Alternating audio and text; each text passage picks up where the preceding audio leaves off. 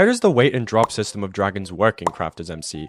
I'm Troubles, and this is Pew. You can support us by subscribing to our channels, liking the video, or using our codes on the CraftersMC store. To start, you should have enough weight to get the chance to drop most of the items. You get weight based on how many eyes you've used and how much damage you've done. In other words, you have to deserve to drop the items. For every eye you place, you gain 100 weight. If you place 4 eyes, you get 400 weight. Then you get weight based on your damage on the damage leaderboard. First gets 200, second gets 175, third gets 150, and the rest is on screen. Lastly, you get weight based on the comparison of your damage to the person that's on the top of the leaderboard. In percentage, if you did 4 million damage and first place did 5 million damage, your damage would be 80% of the first player's damage, so you'll get 80 weight. For an example scenario, we'll assume that you've placed 5 eyes, got second place, and the comparison is 90%. Now you've 665 weight. Now for calculating drops. Drops are going to be calculated from the highest to the lowest weight. First, your chance will be rolled for these 4 items.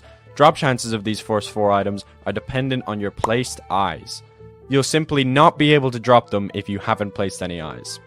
But in our example, you've placed 5, so we still have a small chance. Since our weight satisfies all weight requirements, we'll start rolling from the highest. If we don't get to drop this, we just go over to the next one and roll our chance. If we instead had a weight lower than 450, then our chance wouldn't even be rolled for this item. Continuing the scenario, let's say we also didn't get lucky enough to drop the next pet, and the sword too. Now, we're calculating this one. Let's say we're lucky enough to drop this one. Now, what the game does is removing the weight requirement of this item from our weight. This item, for example, requires 446 weight, so when we remove it from our weight, we now have 219 weight. This weight is now so low that we cannot satisfy any of the rest of the drops, so the game will just skip these. Then, to spend your weight completely, the game will drop you fragments and ender pearls. We had 119 left, so that would be converted to 9 fragments, 1 enchanted ender pearl, and 1 ender pearl. Now, let's go back a bit in our scenario and assume that we didn't drop this rare drop either. We still have 665 weight, and we didn't drop the chestplate and the leggings either, but we were lucky enough to drop the helmet. The chance for this is 30%. Its weight requirement is 295, so we'll have 370 weight left. And we were also lucky enough to drop the boots too. Now, we have 80 left. At the end, this is converted into fragments and pearls too. But there's more to this system.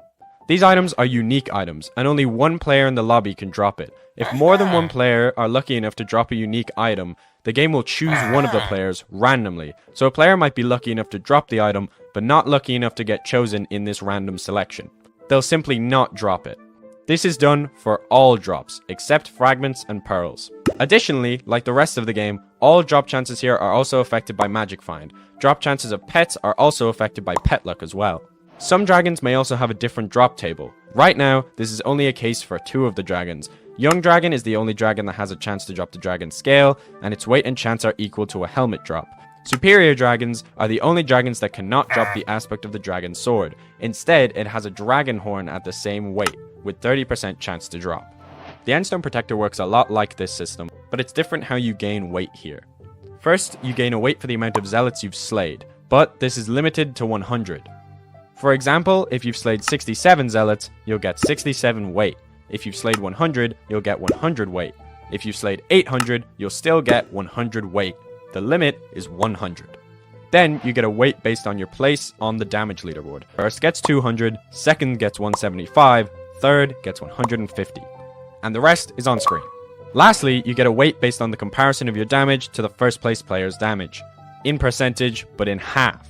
So if you did 1 million damage, and the first place player did 2 million damage, your damage would be 50% of the first player's damage, so you get 25 weight.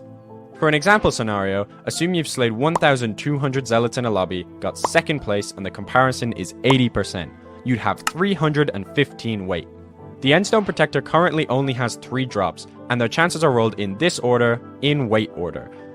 Our weight in this example scenario would be enough to satisfy all of the weight requirements, and how it works is the same as the dragon system, so no need to explain it again. But this boss has additional guaranteed drops. If you've done at least 1 damage at all and participated in the fight, then you'll get 1 Endstone Rose. You can also get up to 10 enchanted stone and up to 2 crystal fragments based on your placement.